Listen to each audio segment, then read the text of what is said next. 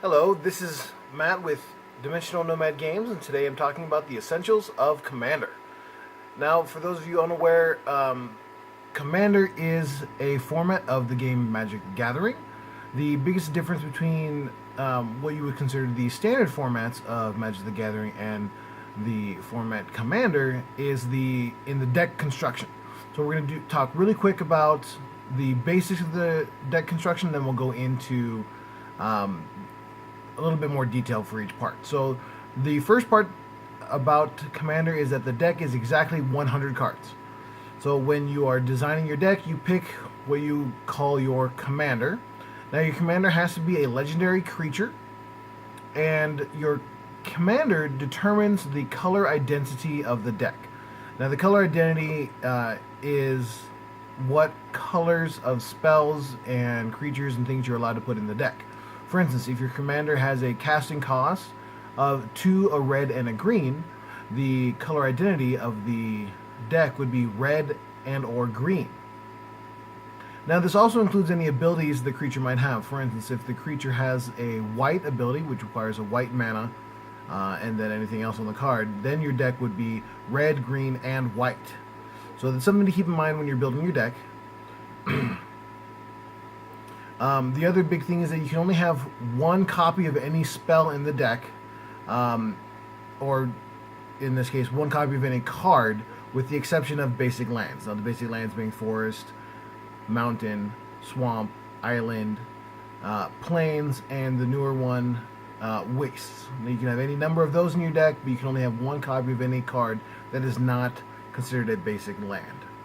Now, since we're talking about lands, let's go ahead and dial in a little bit deeper on the importance of lands. So your mana base is one of the most important parts of your deck. Now you'll want to run at least 35 lands depending on your mana curve. So if you have a lot of higher casting cost things, you might want to run more. If your deck is more in the 2 cost, 3, maybe 4 cost, you can get away with a lower amount of lands, but you definitely want to run at least 35. Now, as far as mana ramp or mana rocks, that really depends on where the curve of your deck lies. So if you've got a lot of late game things of 6 converted mana cost or even higher, then you're going to want to run a lot of rocks, a lot of cheaper rocks. So like the 2-drop things like Felwar Stone, which is really good. Of course, Soul Ring. Things like Thran Dynamo or Gilded Lotus are also really good. If you're playing colors that let you go and search for lands, those are also really good. Green has the most number of mana ramp spells that let you go and get mana sources.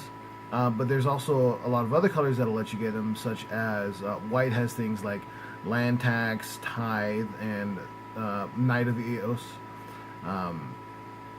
Black has a couple of other sources that let you get it. There's a lot of cards that increase the amount of mana you get per swamp.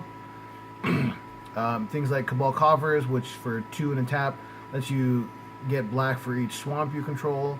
There's things that you tap for each creature in your graveyard. White has some other cards that let you tap for a lot of mana. With red and blue, you're usually going to be looking at artifact sources to increase the amount of mana you have. Mostly it just depends on your curve. So when you're building your deck, take a look at the converted mana cost for each of your cards. I like to put them in a pile, have the ones in one column, 2, 3, and then see how big each of those columns are, because that's where you're going to want to build your strength for your deck. If you've only got like 2 high casting cost things, you're not going to be worried about it. You're going to be more focused on your mid game. Now, speaking of which, one of the other things to keep in mind when you're building your deck is card advantage. Now, there will get to a point where you've cast everything in your hand and you're playing just off the top card of your deck. That's usually one of the hardest ways to win the game. So you definitely want to include other ways in which you can increase your advantage over just basically top decking. Cards that let you draw. There's a lot of artifacts that let you draw, some that are cheap. Temple Bell, because that lets everybody draw. But there's also a lot of other ways to get card advantage. Just keep a look at your curve. Think about how fast you're going to be casting your spells. Are you going to be emptying your hand pretty quickly, or are you going to be holding on to cards? Blue has a lot of the draw abilities. White, blue has some. Green's got a fair number of card advantage things, usually based around enters of the battlefield effects, such as creatures entering and things like that. Red has the wheel effects. Black has tutoring effects, and those are usually good ways to get it.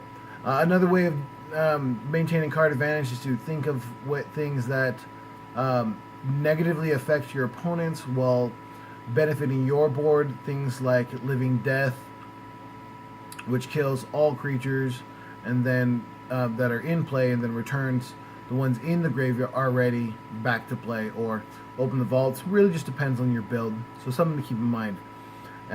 Speaking of build, the next part I want to talk about is your deck balance. Now, with Commander, what you'll see a lot is people building to a certain theme.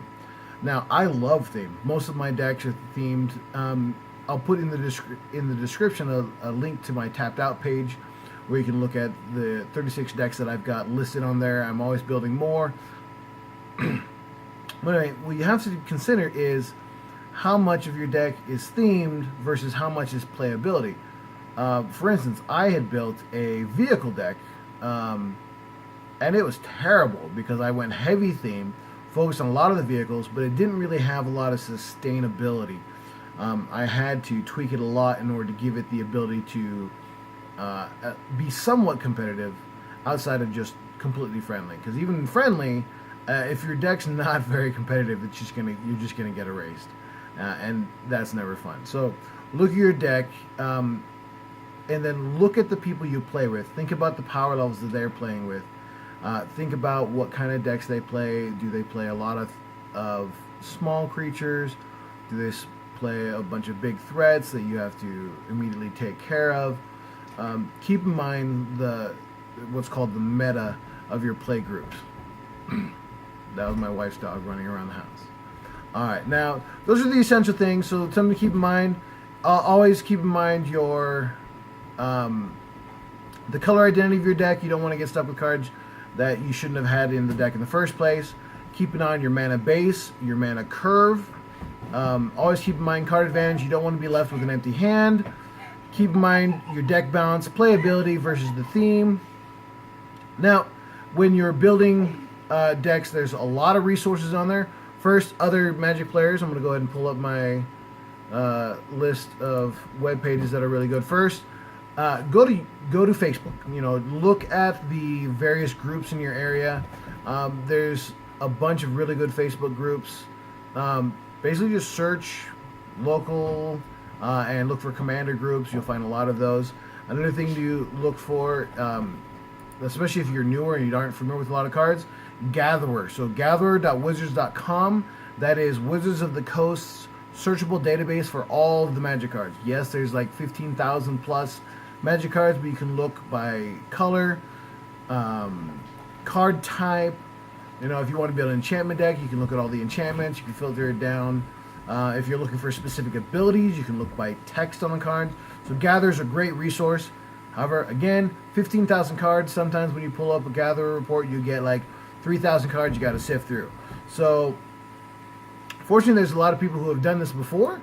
So there are a lot of forums out there, people who have decks you can look at. Like I said, I put mine on tappedout.net.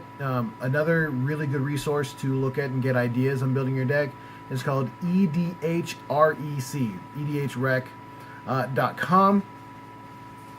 Basically what it does, it looks at the most popular versions of each of the decks based off of the commander, and then tallies the most popular cards. It's a good way to see a bunch of cards that you might not have been familiar with that a lot of other people are using. Another one that I really like to use is called manabasecrafter.com. That's manabasecrafter.com. Basically what it is you pick your commander, and then it'll tell you all of the different mana sources for that color group. It's really helpful to find, especially if you're on a budget, you can find some of the lesser known, smaller multicolor lands. So yeah, those are some great resources. If you can think of any other resources you think that other people should know, please let us know in the comments. And thanks for stopping by.